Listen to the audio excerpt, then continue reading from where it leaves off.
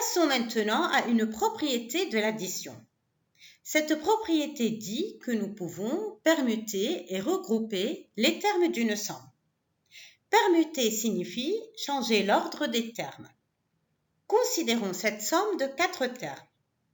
Pour la calculer, nous additionnons d'abord 13,5 et 2,4. Ensuite, nous ajoutons 10,5. Et enfin, nous additionnons ce résultat à 5,6. Ce calcul n'est pas difficile, mais si nous permutons les termes, nous pourrons obtenir le résultat plus facilement et plus rapidement. Observez bien les termes. Quel nombre ajouté à 13,5 nous permet d'obtenir une somme qui rendra la suite du calcul plus simple? Avez-vous trouvé?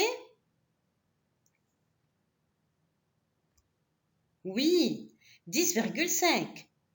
Pourquoi avons-nous intérêt à ajouter 13,5 à 10,5? Pour répondre à cette question, observez bien la partie décimale de ces deux nombres. C'est cela. Dans 13,5, la partie décimale est 5 dixièmes. Et dans 10,5, la partie décimale est aussi 5 dixièmes. Qu'obtient-on si on ajoute 5 dixièmes à 5 dixièmes? Oui, 10 dixièmes. Et que forme 10 dixièmes?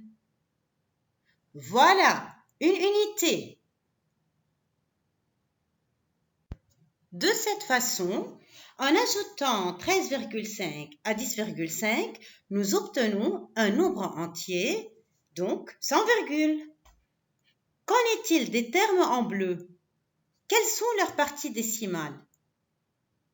Oui, 4 dixièmes et 6 dixièmes. De même, 4 dixièmes plus 6 dixièmes est égal à 10 dixièmes, qui vaut 1.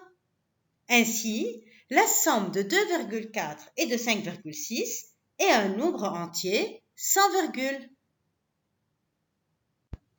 Par conséquent, en permutant les termes de cette somme et en les regroupant entre parenthèses, le calcul sera plus simple. 13,5 plus 10,5 est égal à 24 et 2,4 plus 5,6 est égal à 8. Donc notre somme, elle est égale à 24 plus 8. C'est la somme de deux nombres entiers. Elle est très simple à effectuer. 24 plus 8 est égal à 32.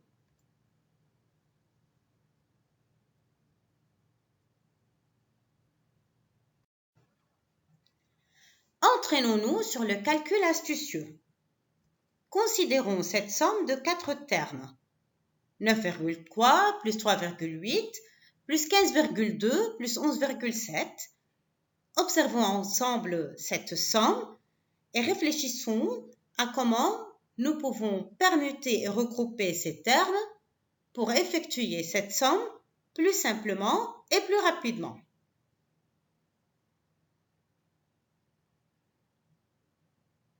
Avez-vous trouvé? Bien! Dans 9,3 et 11,7, les parties décimales sont 3 dixièmes et 7 dixièmes. En ajoutant 3 dixièmes à 7 dixièmes, nous obtenons 10 dixièmes, soit une unité. De la même façon, en additionnant les parties décimales de 3,8 et de 15,2, nous obtenons 8 dixièmes plus 2 dixièmes, qui est égal à 10 dixièmes. 10 dixièmes, ça fait une unité. Donc, nous permutons et nous regroupons les termes de cette somme et nous obtenons ainsi 9,3 plus 11,7, ça donne, allez-y, 21. Et d'autre part, 3,8 plus 15,2, ça fait, oui, 19. Donc, 21 plus 19 est égal à, c'est cela, 40. Voilà le calcul qui est fait d'une façon simple et rapide. Considérons un autre exemple. 0,1 plus 3,25 plus 2,9 plus 8,75. Je vous laisse réfléchir.